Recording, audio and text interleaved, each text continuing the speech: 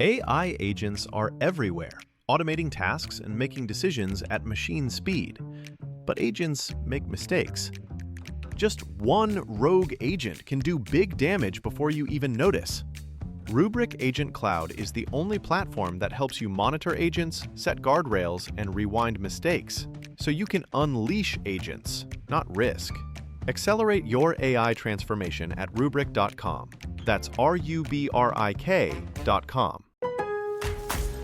Upgrade your laundry routine with a durable and reliable Maytag laundry pair at Lowe's. Like the new Maytag washer and dryer with performance-enhanced stain-fighting power, designed to cut through serious dirt and grime.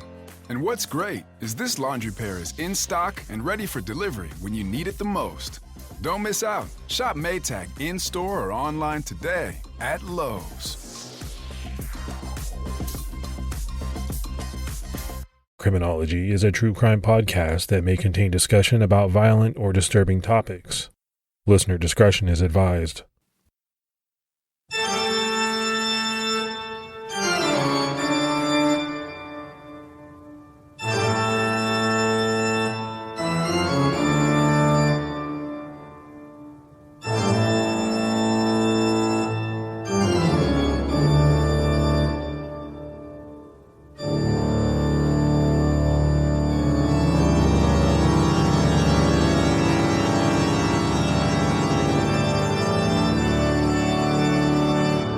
Hello, everyone, and welcome to episode 382 of the Criminology podcast. I'm Mike Ferguson.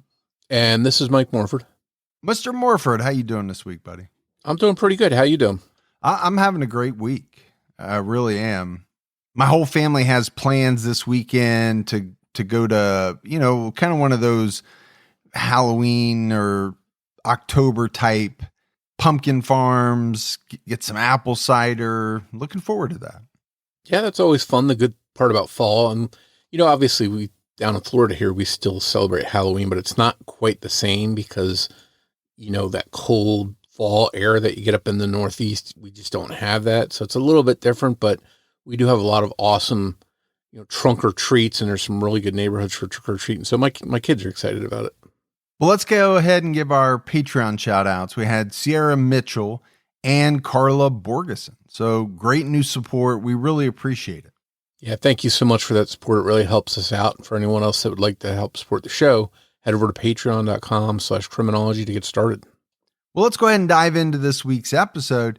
And if you were listening at the very beginning, you no doubt heard that creepy organ music, and longtime listeners of the show know that really only means one thing. It's time for our annual Halloween episode, in which we cover a really creepy case or a case that is connected to Halloween in some way. And this year we have a good one for you. We're talking about a sinister character called the Candyman. Now, a lot of true crime listeners may immediately think of the serial killer Dean Corll. And for other people, maybe the creepy killer from the 1992 horror movie comes to mind. But we're talking about a different Candyman altogether. Some people may also know this man by another nickname, the Pixy Stix killer. And what this man did was very disturbing, and his actions would change Halloween for a lot of people forever. October 31st, 1974. Halloween for the O'Bryan family started out like a lot of families that year.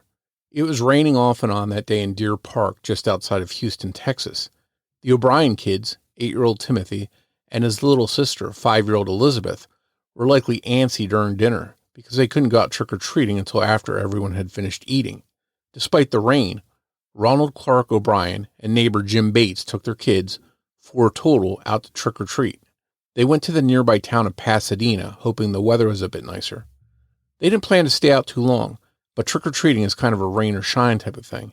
You don't get to make up for it later, so the kids were determined to score some candy. They went door to door, showed off their costumes, and got plenty of candy. And I don't know about you, Morph, but I used to love Halloween when I was a kid.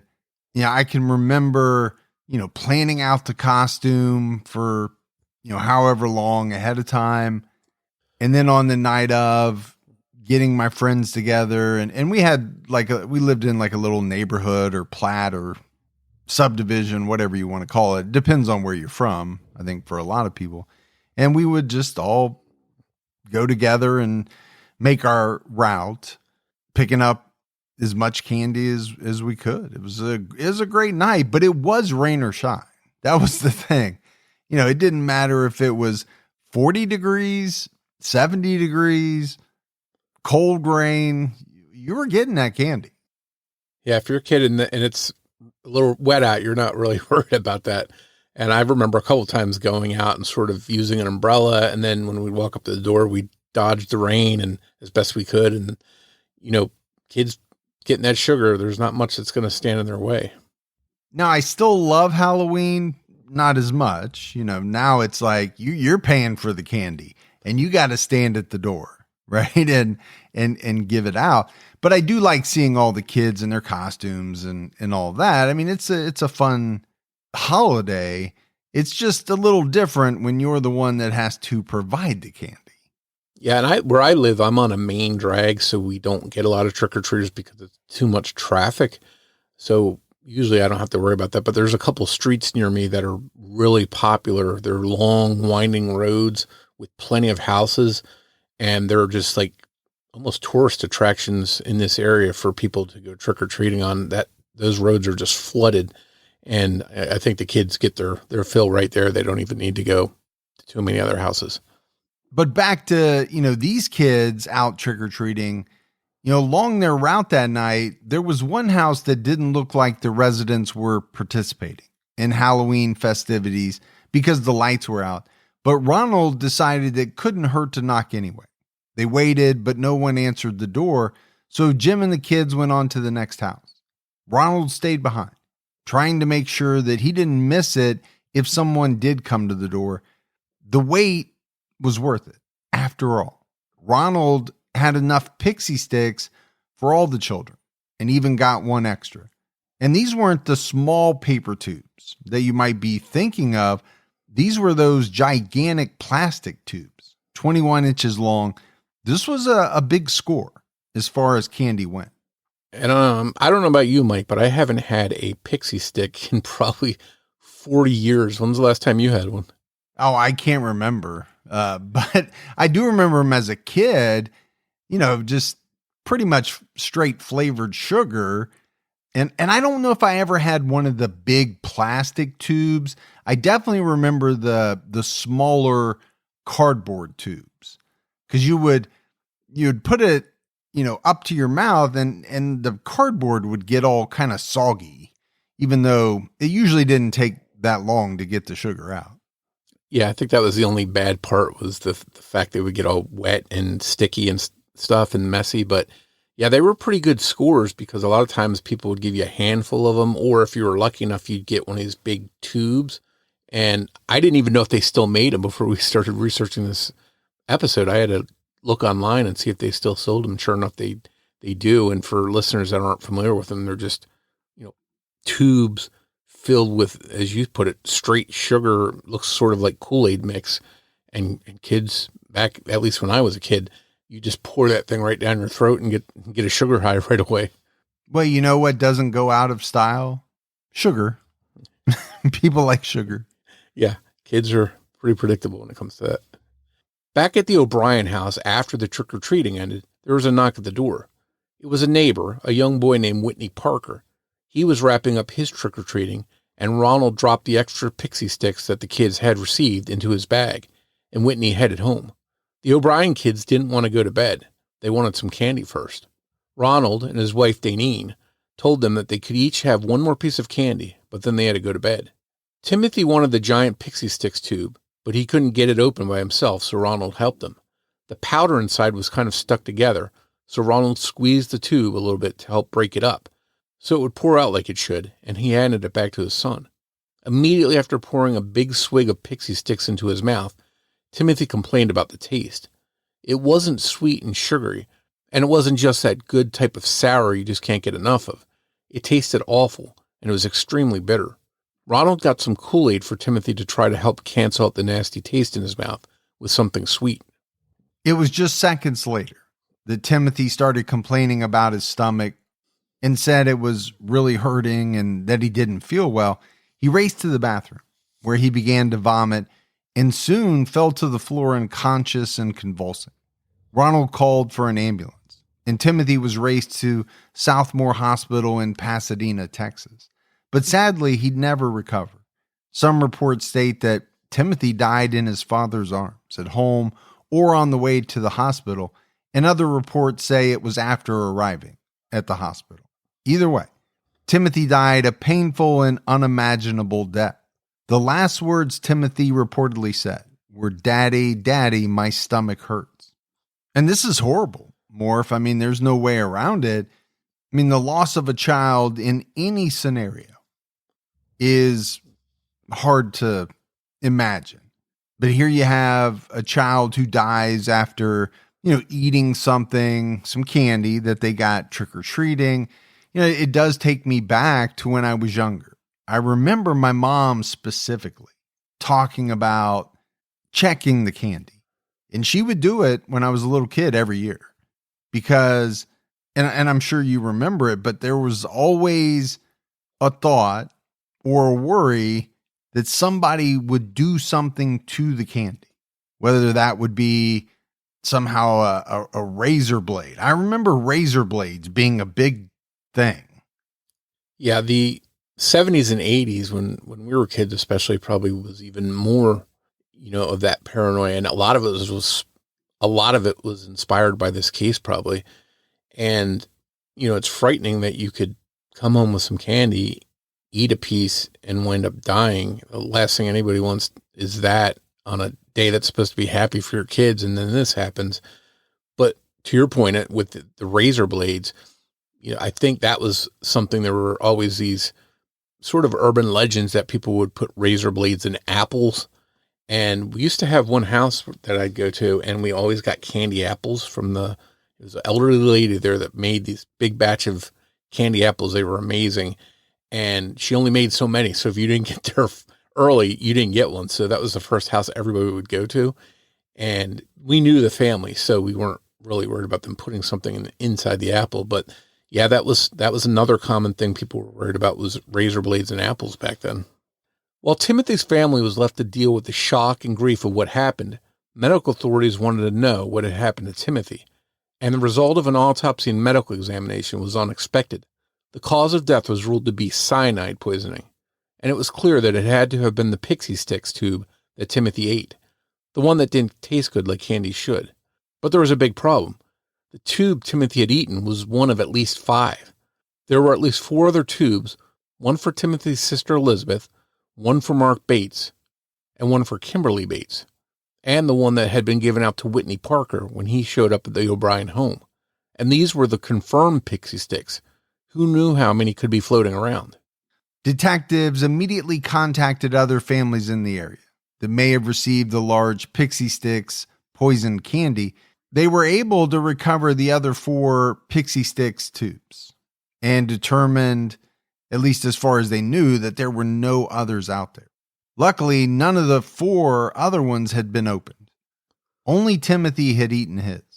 Whitney Parker was actually found asleep, clutching his Pixy Stix after failing to get it open. Had the staple that kept it closed been easier to open for Whitney's hands, we might be talking about a second victim here. An investigation found no other poisoned Pixy Stix containers had been collected by local trick-or-treaters. An examination of the Pixy Stix revealed that all 4 of the remaining tubes contained cyanide. The top 2 inches of the actual candy powder in each tube had been dumped out and replaced with potassium cyanide. Timothy was only 8 years old. The amount of cyanide he ingested would have killed 2 adults, according to the testimony of a pathologist. Investigators were happy to know that they had found all of the poison Pixy Stix. Detective Bill Lanier told the Associated Press, "That really shook us. We got lucky getting that candy back." So if these detectives, you're in this community, had to be very frightening to know there could be other tubes of this poison floating around out there, and they had to scramble, put the word out, have parents check through their kids' candy just to make sure that there were no other poison tubes. And these police officers, they have kids too, so it probably could have affected them as well. So they were very thorough looking for other potential poison tubes, and they did a good job and weren't able to find any. So that was a good thing. Yeah, but you can imagine that it had to be kind of all out panic, right? This is a real race against time. You know, how many of these sticks are out there just waiting to be open and ingested by, another child? I mean, it's a very scary thought. It does kind of take me back to the Tylenol poisoning a little bit. Now, that was on a much larger scale, obviously, but the same type of thing, the same fear that, okay, how many more are out there? How many more people could potentially die?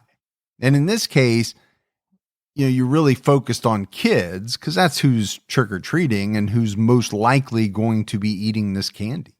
Yeah, and a lot of times we hear the police hold something back. They don't want to release something and cause a public panic, so they keep it close to the vest. But in this situation, I don't think they could do that because, if they delayed things by even a day, getting the word out, who knows how many kids could have eaten potentially poisoned candy. So they were sort of, up against the clock with getting the word out.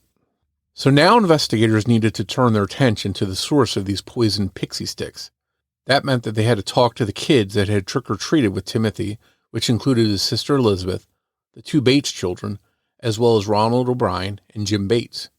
Jim and all the kids relayed the same story, that Ronald had been the one who came over and dumped the giant Pixy Stix into their bags after they had separated to knock on another door. Naturally, police grilled Ronald about which house he had gotten the candy from. Ronald said he couldn't remember exactly how he got them. According to the Austin American-Statesman, Detective Bill Lanier said, "At first, he kept saying, 'I don't know what home.' Then, 'I don't know which street.' They had only trick-or-treated on 2 streets and been out for only about 30 minutes due to the bad weather that night. It should have been incredibly easy to remember." Eventually, Ronald changed his story and claimed that he couldn't even tell who gave him the candy because all he could see was an arm that handed the candy out the door without opening it all the way. Ronald finally settled on the house the candy supposedly came from. It was owned by a man named Courtney Melvin, who had happened to have what Detective Lanier called an ironclad alibi. Melvin had been at work and didn't get home until 11 p.m., well after the O'Briens had finished trick-or-treating. He was a shift supervisor at Hobby Airport, where he had more than 200 people who could vouch for him. So it wasn't like he popped out, handed out some poison candy, and then returned so he could clock out and look innocent. I know everyone listening has heard of GLP-1 drugs, right? Unless you live under a rock, I know you've heard of them. GLP-1s are all the rage, but they're not quite the all-natural solution that I would prefer. This podcast is sponsored by Veracity.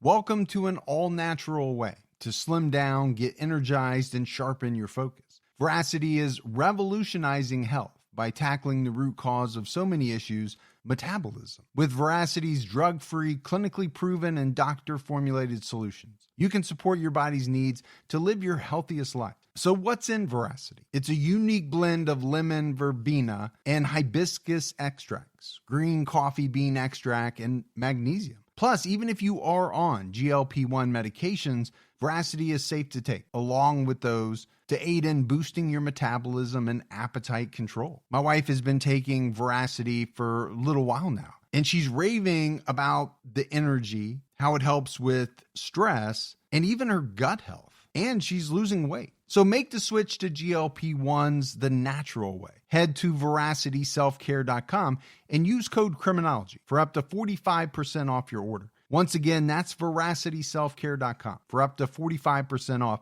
And make sure you use our promo code Criminology so they know we sent you. You know, shopping for new glasses is not the most fun thing to do. But my experience with Warby Parker is so much better. The fact that you can buy them online and never leave the house is amazing. Warby Parker changed all of that. Warby Parker uses nothing but premium materials in each frame. Warby Parker designs every frame in-house, and their collection includes silhouettes, colors, and fits made to suit every face. They offer everything you need for happier eyes: eyeglasses, sunglasses, contact lenses, and eye exams.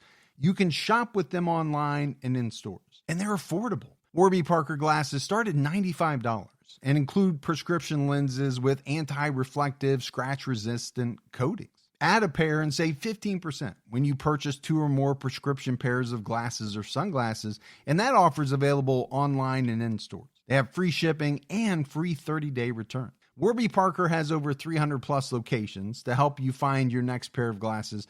You can also head over to warbyparker.com/criminology right now to try on any pair virtually. That's warbyparker.com/criminology. warbyparker.com/criminology. AI agents are everywhere, automating tasks and making decisions at machine speed. But agents make mistakes. Just one rogue agent can do big damage before you even notice. Rubrik Agent Cloud is the only platform that helps you monitor agents, set guardrails, and rewind mistakes, so you can unleash agents, not risk. Accelerate your AI transformation at Rubrik.com. That's RUBRIK.com. Confident that Melvin had not been the one who handed out the poison candy, and suspicious of Ronald O'Bryan's changing stories, they started looking closely at him. They found that he was deep in debt, about $100,000 deep, which today would be about over $500,000. He had a long history of not being able to hold down a job. And at the time of Timothy's murder, he made only $150 a week, working as an optician. Ronald was so far behind on car payments that the family vehicle was set to be repossessed. Ronald had also been caught stealing at work and was about to be fired for it. Investigators also found that some of the big moves he had been making recently, things like selling the home they lived in, weren't coming close to getting him out of the red. But there was something that would have completely cleared the slate for him and his finances. The payout from a recent life insurance purchase on both of his young children would have set him up to start over. In the months before Timothy died, Ronald had taken out $10,000 life insurance policies on both Timothy and Elizabeth. But Ronald O'Bryan didn't stop there. Just a month before the murder, he took out an additional $20,000 on each child. And if that wasn't enough, just days before the murder, he took out an additional $20,000 on each child. In just a span of months, Ronald had taken out $50,000 worth of policies on each of his children. If he would have been paid out for both of them dying, he would have brought in $100,000, which would be the equivalent today of $650,000. Now, a lot of people have life insurance on all of their family members, including their children. The last thing anyone wants to face at the same time as the loss of a child is an extreme debt or lack of funds to pay for final arrangements. But most of the time, insurance on children is minimal, usually enough to cover funeral arrangements or maybe a little extra to get you through a time of grief when you can't get back to work. But in the case of Ronald O'Bryan, he took out far more in policies on his kids than an overwhelming amount of people did for their children in 1974. Heck, even today, that's no small amount of life insurance for young children. It was disturbing to investigators that Ronald had been steadily upping the amount of the policies leading up to the murder. And I've had life insurance, on the kids for as long as I can remember, but it's always been a fairly low amount, like $10,000, I think is probably pretty normal for a lot of people because it's so cheap. And a lot of times it comes directly through your employer for many. I can't even imagine having, $300,000 plus or something on my kids. Number one, you have to pay for all that. Now, it's cheaper, right, because of their age and all that, but still, it just doesn't make any sense. And obviously, when you kind of look at this pattern, Morf, of what is essentially not a long period of time, right, in the month leading up to the murder, upping it not once, not twice, but 3 times. I mean, that is extremely suspicious. Yeah, it's almost as if he was betting that something was going to happen to them. And I know some people take out like a whole life policy and it lasts the life of your child and it's very inexpensive. So some people do that and they'll take out a larger amount because then their child can carry that policy with them the rest of their life locked in at a certain rate. But short of that, to just get a regular policy and then keep upping it over a very short period of time right before one of your kids gets murdered, that had to set off all kinds of red flags. Yeah, that's a good point. I think when you're talking about term life, which is, what a lot of people take out, to have a large amount on your children, it just doesn't make sense. What also was disturbing to police was that they learned the fact that Ronald O'Bryan was on the phone at 9 a.m. on November 1st, just hours after his son was murdered, trying to figure out how to collect on the life insurance policies. Another red flag was that Ronald O'Bryan had opened up all these policies without telling his wife, Danine. More often than not, especially when it comes to your kids, life insurance policies are something couples will talk about in advance. And we talk about red flags a lot, right? Because, that's what people look for in cases. It's obviously what investigators look for. The fact that you would even have it in your head to call a life insurance company just hours after your child was murdered. I mean, most people listening are thinking, I'm sure, that's the last thing that would be on your mind. But it seems for Ronald, that was one of the first things on his mind. Big red flag. Yeah, I think most people would probably be so in mourning and so upset that they probably would forget to pay their bills, and they'd have bill collectors starting to call and remind you, hey, your payment's due. And here we have the opposite. He's can't get this money soon enough that he's calling as soon as the place is opening up, trying to get his hands on that money. So that's definitely doesn't sit well with me. And I don't think it did with the police either. Timothy O'Bryan was laid to rest at Forest Park Lawndale Cemetery. One of his pallbearers was Jim Bates, who had helped chaperone the kids as they went trick-or-treating that fateful night. He probably felt extremely fortunate that his kids were safe as he helped carry Timothy's casket. The day of Timothy's funeral, Ronald's mind was somewhere else. He was thinking about and actually talking about the life insurance money and how he would be spending it. He couldn't wait to take a vacation. At the very least, this was distasteful, but more likely, this was shocking, right, to family members who were actually grieving the loss of Timothy. The day he was buried at a cemetery, it didn't set well with anyone who heard what Ronald was talking about. During a search of the O'Bryan home, sugary powder residue from a Pixy Stix tube was found on the blade of a pocket knife. Authorities also learned that Ronald had been interested in purchasing cyanide from a store in Houston, but he left without buying anything because he would have had to buy at least 5 pounds of it. Even before this, over the summer and just months before purchasing the life insurance policies for the kids, Ronald had been asking one of his friends, who worked at a chemical company, some pretty suspicious questions about cyanide, including how much it would take to kill a human being. He had even asked one of his clients at the eyeglass store about cyanide. It was becoming clear to investigators that Ronald O'Bryan alone had murdered his son, although they were never able to determine where he had bought the cyanide from. Apparently, he had kept the pre-poisoned Pixy Stix tubes in the arm of his raincoat the whole night as they walked around trick-or-treating, which is probably why the powder in Timothy's tube had caked up and stuck together. The humidity from the misty night and the heat from his body caused the powder to clump. On November 5th, less than a week after Timothy died, his father, Ronald O'Bryan, was arrested and charged with his murder. Due to the shocking nature of the case, and because they believed the motive was financial, the state decided to pursue the death penalty. Ronald maintained his innocence and entered a plea of not guilty. Along with the murder charge, Ronald faced 4 counts of attempted murder. For the other Pixy Stix he tampered with and handed out, prosecutor Mike Hinton would say at trial, "I don't want you to forget for 1 minute. He wanted to take those other kids with him." And another prosecutor, Clyde DeWitt, said, "If this doesn't justify the death penalty, then there will never be a case that does." I just can't think of a more reprehensible crime.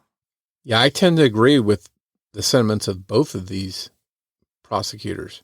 Here you have a guy for financial gain that murdered his own child and attempted to murder 4 other children with no second thought.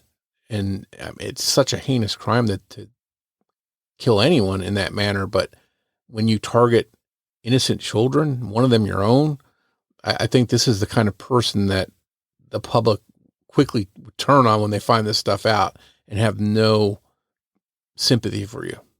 Yeah, you're going to be universally hated when you do something like this. And I do think it's important, not to forget that, yes, Timothy, his son, died, but he was more than willing to kill 4 other children in this thing just to get his hands on, some life insurance money. Yeah, we ask the question all the time. Don't people think these scenarios through that they carry out, these plans? Because did he really not think they were going to investigate and tie these tubes of poison back to him? If he goes to prison, how's he even going to spend that money? It's almost like they don't live in reality, some of these people that we talk about, and they risk their freedom for the rest of their life. Or, if they're put to death, they risk their life altogether by carrying this out, thinking that they'll get something that they're never going to get their hands on. It doesn't make sense. Well, I have a couple of theories on it. First of all, I don't think people are nearly as smart as they think they are. I think in their minds, they're going to get away with it, but they don't really think everything through. And then I think the other thing is some people just get desperate. In his case, it was all financial. I'm so in debt, I've got to figure a way out of it. And maybe it's just a mixture of all of that, right? Being desperate, not thinking through things. But still, there's just no way, Morf, to really completely understand how someone could kill one of their own children and potentially, kill 4 other children. I mean, there's no way to make sense of it, bottom line. And to me, that's the frightening part, where somebody crosses the line, because a lot of people in a similar circumstance, they're going through financial troubles. I mean, there's always options. There's always, they can do debt consolidation, a bankruptcy. They can always start over, rebuild. But to decide my best option is to murder 5 kids to get money, I just can't conceive of that. It's so strange to think that people think like this. But I think you kind of hit the nail on the head. In a lot of these scenarios, there are other options, but people want to take the easy way out, or what they perceive in their mind to be the easy way out. Because it's kind of hard to say that killing one of your own children is the easy way out. But I think in his mind, it was. Despite the charges against him, Ronald O'Bryan continued to maintain his innocence at trial, but the jury, made up of 10 men and 2 women, needed less than 50 minutes to agree that he was guilty. It took them slightly longer to unanimously recommend the death penalty, 71 minutes. The case was built largely on circumstantial evidence, but even if circumstantial, it was powerful. Daneen O'Bryan not only testified against her husband, Ronald, at his trial, she divorced him after he was found guilty. She remarried, and her new husband legally adopted Elizabeth. Elizabeth went on to grow up and start a family of her own. Most reports state that she has tried to put this horrific incident behind her. Daneen's testimony made it clear that Timothy wasn't even the one who wanted to open the Pixy Stix tube. According to her, Ronald was the one who made him eat that particular candy, trying to set his plan in motion. The whole narrative that Timothy just tragically happened to want one of the poisoned Pixy Stix was part of Ronald's lie from the beginning. Timothy actually had asked for a lollipop. According to Daneen, his father took it from him and said, No, you don't have time to eat a sucker. Here, try this. And he then handed him a tube of the cyanide. less than 50 minutes to decide this guy's guilt or innocence, and 71 minutes to recommend the death penalty. I mean, I let that sink in. I really think it says a lot about the case that they had against this guy, even though it was for the, circumstantial, and, the recommendation of the death penalty so quickly, to me, speaks of how heinous an act this was and how it was viewed by this jury. And I think the jury makeup itself was pretty interesting, since it was 10 men and 2 women. You might think if it was heavily, a female jury, they're so protective and so fierce over protecting their kids that might have been even worse for Ronald O'Bryan. But I think the men in this case, maybe that was actually worse for him, because they were so angry to see that this father who's supposed to protect his children did the unthinkable out of greed and murdered his son in cold blood. And I think that probably grabbed these male jurors. Some of them probably had kids, and they were taken aback by that. AI agents are everywhere, automating tasks and making decisions at machine speed. But agents make mistakes. Just one rogue agent can do big damage before you even notice. Rubrik Agent Cloud is the only platform that helps you monitor agents, set guardrails, and rewind mistakes, so you can unleash agents, not risk. Accelerate your AI transformation at Rubrik.com. That's RUBRIK.com. October is Cybersecurity Awareness Month, a reminder that your digital life is always at risk. Every day, hackers steal identities, drain bank accounts, and open fraudulent accounts. LifeLock is here with tips to help prevent you from becoming a victim. Use strong passwords, set up multi-factor authentication on your accounts, report scams, and update the software on your devices. And for peace of mind, get LifeLock. LifeLock monitors millions of data points a second for threats to your identity. If your identity is stolen, a LifeLock US-based restoration specialist will fix it, guaranteed, or your money back. Plus, LifeLock plans include the $1 Million Protection Package, meaning LifeLock will reimburse you to your plan's limits if you lose money due to identity theft. Stay smart, stay safe, and stay protected. Get comprehensive identity protection with a 30-day free trial at LifeLock.com. Use promo code NEWS. That's LifeLock.com, promo code NEWS for 30 days free. Terms apply. News of the arrest and eventual conviction of Ronald O'Bryan shocked the community and eventually the nation. Ronald was the deacon of a local church. He was thought to be a caring family man, as a man of God and family man, and someone who should have protected his kids. It was beyond disturbing that he could plan and carry out such an evil plan and take the life of his own child, and do it in a way that would cause Timothy to suffer an agonizing death. Assistant District Attorney Vic Driscoll said at trial, he sacrificed his son on the altar of greed. As the news made national headlines, people all over suddenly became hypervigilant of the potential dangers of trick-or-treating, and this started the tradition of parents all over carefully examining the candy that their kids brought home after a fun night of trick-or-treating, something that many parents still do to this day. And that goes back to what we were kind of talking about towards the beginning of the episode. I do think cases like this one, and this one in particular, also lead to changes in how things are packaged. I'm sure candy makers took a look at their packaging, and it has changed over time. If you think about these big plastic Pixy Stix tubes in particular, we talked about a staple. You're not going to find that today. They are going to be closed up tight to prevent this type of tampering.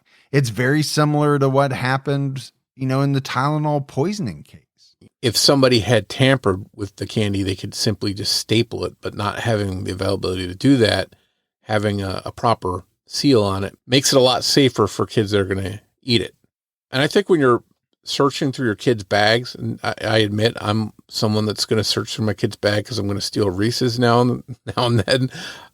If you see a candy that the wrapper just somehow came off, it's likely that it just got loose and fell off. But at the same time, you can be safe and just throw that piece of candy out. Yeah, I mean, no doubt, parents are not going to take chances. Most parents, if they're going to go to that level of effort to look through all the candy, they're probably just going to throw away anything that is even remotely suspicious, right? Partially open, not completely sealed, or whatever you want to say. There's one thing, I don't know how it was for your kids, but my kids always get open candy corn. Like they'll just be random candy corns in the bottom of the bag. And my advice is just throw those away immediately because candy corn is nasty. Right. Yeah, I'm with you. A lot of people love candy corn. I am not in that camp. I'm not a candy corn guy. And I get it. You might just have a ton of candy corn and you kind of just throw some in somebody's bag. First of all, that means you've touched it, which I'm not a fan of. And it's loose. So I'm with you. That's probably going straight in the trash. Yeah. I always hear a lot of people love candy corn, but I've never met anyone that does. So I'm kind of skeptical on that. After sentencing, Ronald was alone. His son was dead and his wife and daughter wanted nothing to do with him. And most everyone that knew him disowned him. Because he had killed his own child, he was pretty universally hated by other inmates, many of whom spent every day missing their own kids. It was in prison that inmates began to call Ronald O'Bryan the Candy Man. Ronald never accepted responsibility for his son's murder and denied involvement until the end. On March 31st, 1984, after 3 stays of execution, 39-year-old Ronald O'Bryan was executed by lethal injection. He was basically allowed to give a press conference beforehand. Multiple media outlets sent representatives to take photographs and record anything he might have to say. Some people hoped he would want to clear his conscience and apologize for what he did to his son. That never happened. Instead, he said, "What is about to transpire in a few moments is wrong." He made himself out to be the victim, and then added, "I forgive all, and I do mean all, those who have been involved in my death." So there are a lot of things that make me angry. And obviously what these people do, right? Let's talk specifically about Ronald O'Bryan killing his own child. That makes me angry. But the other thing that makes me angry is when these people then go on to make themselves out to be a victim. I don't know why, but that infuriates me. Knowing what this guy did, what other people have done, to hear them claim to be a victim, it just sets my blood boiling. I hate it. Yeah, it's not like people randomly grabbed him off the street and threw him into prison. He put himself in this position by the greed and his cold-blooded attitude in plotting this plan. And obviously we know from all the life insurance policies well in advance and the talking to people, this was something he was scheming for quite a while. And he could have backed out at any time, and he didn't. And right until the end, he wanted no part of asking for forgiveness or admitting to it. And he refused right up to the end to say, "I'm sorry." The night of Ronald's execution, a large crowd of people who were angered by what he had done to his son and his lack of remorse gathered outside of the prison in Huntsville, Texas. Almost 300 people in all. They chanted, "Trick or treat," hoping that the sound of their voices would make it to Ronald's ears. By comparison, a little fewer than 36 anti-death penalty protesters showed up too, and apparently had candy thrown at them. Ronald Clark O'Bryan was pronounced dead at 12:48 a.m. Ronald's sister-in-law told the Gainesville Sun that the execution brought a definite sense of relief. There was no sadness for the loss of Ronald, only for the life of little Timothy. Ronald and Timothy O'Bryan were buried in different cemeteries. This was Ronald's choice, as before his execution, he arranged for his own burial plans. Daneen did not collect the life insurance policy. According to the Deseret News, she referred to it as blood money. And this is a complete contrast because here Daneen is saying, I don't want anything to do with this life insurance money because it's blood money. And that's in stark contrast to Ronald, who murdered his own son to get money. He didn't care anything about blood money. That was not a problem for him. No, but that shows you the difference, right? In the two parents. One acting as how we would think someone should act, and then you have the complete opposite in Ronald, who really has no reservations, seemingly, about killing his own child. At the time of Ronald O'Bryan's trial, cyanide gas was one of the execution methods available. Instead, lethal injection was chosen to be the method that ended his life. At one point, O'Bryan was scheduled to be the first prisoner in the state of Texas to be executed by lethal injection, though appeals and motions delayed his execution for so long that he didn't end up being the first. During that first execution, they didn't use a strong enough concentration of the drugs to make the death fast enough to be technically humane. Officials hoped they had learned from that mistake and would get the formulation right in the future. Ronald was also once scheduled to be executed on Halloween night, just as Timothy had been killed on Halloween, but that was also delayed and rescheduled. We talked a little bit about how this case really affected people all over the nation and changed their habits and thoughts regarding Halloween and the safety precautions many people take now. Former Detective Sergeant Harold Nassif told ABC News 13, Halloween will never be the same, not like it was before this happened. Ronald's appeal lawyer Marvin Teague told the Austin Statesman American that Ronald was convicted of killing Halloween. Many people close to the case do see the day differently now. Tom Campbell, who covered the trial when he was a reporter in Houston, said, "To this day, I don't observe Halloween. The fear that candy will be poisoned is part of why trunk or treats have become so popular nowadays." One of the O'Brien's neighbors, Linda Smedley, told the Associated Press that Timothy O'Bryan used to come to her door on Halloween, and as a result of this tragedy, she said, "My kids will never go trick-or-treating again. I can't believe it would happen in a nice neighborhood like this one." Last year, on the 50th anniversary of this tragic murder, residents in the Pasadena, Texas area confirmed that the night of October 31st, 1974 is still very much on their minds. Resident Charles Lee told KHOU.com, "We check our kids' candy. That's just what you do." When interviewed, Lee lived in the home that Bryan actually decided to claim was the home he had gotten the poisoned candy from. Elizabeth Bagwell, who lived in the same home in 2018, said, "Someone took it upon themselves to take away the trust and fun away from a lot of parents and a lot of children." This case is one of them that really started the entire movement of parents checking their kids' candy, and really a paranoia about candy that had been laced with poisons, or as you mentioned, Morf, even candy apples embedded with razor blades. This paranoia was especially strong in the 1970s and 1980s. Thankfully, there have never been any documented cases where trick-or-treaters have been targeted by someone trying to poison them. In reality, trick-or-treaters are far more likely to be injured or hurt while trick-or-treating, perhaps struck by a car. The bottom line is for trick-or-treaters and their chaperones to stay safe and vigilant. And when you come home, it certainly doesn't hurt to look through their bags of candy.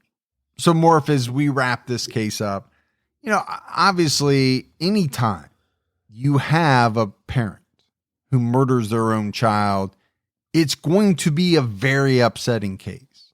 There's no way around that because, a lot of people just can't fathom how anyone can do that. People can't fathom murder in general, but especially the murder of your own child. That's a tough one. Yeah, it's hard to get inside the minds of someone like Ronald O'Bryan that could take this way as the resolution of his problems, take this path.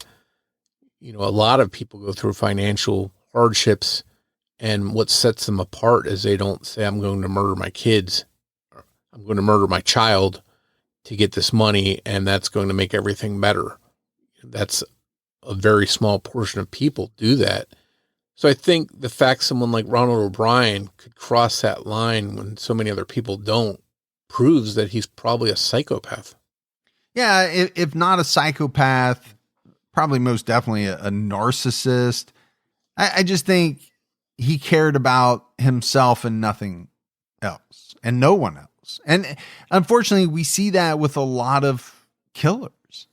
And maybe that's how they're able to justify what they're about to do, because they really do only care about themselves. And that's hard for many of us to understand, because we don't operate that way. We care about other people, and we especially care about our children. Yeah, people like Ronald O'Bryan and Susan Smith and any number of different people that went to prison for murdering their own children, they're despised, rightly so, by so many people. There's not anything redeeming. And there have been cases where people came to admit they were wrong. They apologized. They wish they could take it back. But right to the end, Ronald wasn't one of those people. He denied any responsibility and then blamed other people for his circumstance. Yeah, you're going to be hated. There's just no way around it when you do something like this. And I'm sure prison wasn't a cakewalk for him, given what he did. And now, 50 years later, he's infamous for this shocking murder and the attempted murder of the other kids. So much so that he's spawned a nationwide protocol pretty much of how parents go through their kids' candy bags just to make sure that everything's safe. And it is kind of reassuring that there haven't really been cases like this since then. So, it puts your mind at ease a little bit for your kids when they're going out trick-or-treating. But that's it for our case on the Candyman and our Halloween episode. As always, if you love the show but haven't done so yet, take a minute, go out, leave us a review, leave us a rating, but also definitely keep telling your friends. Word of mouth about the podcast really helps us out. If you want to find us on social media, we're on every major platform. Just search your favorites for Criminology Podcast. You can also go to our website, criminologypodcast.com, to find news, updates, and listen to old episodes. And if you want to join the discussion, head over to Facebook and search for Criminology Podcast Discussion and Fans. So that's it for another episode of Criminology, but Morf and I will be back with all of you next Saturday night with a brand new episode. So until then, for Mike and Morf, we'll talk to you next week. Take care, everyone, and happy Halloween.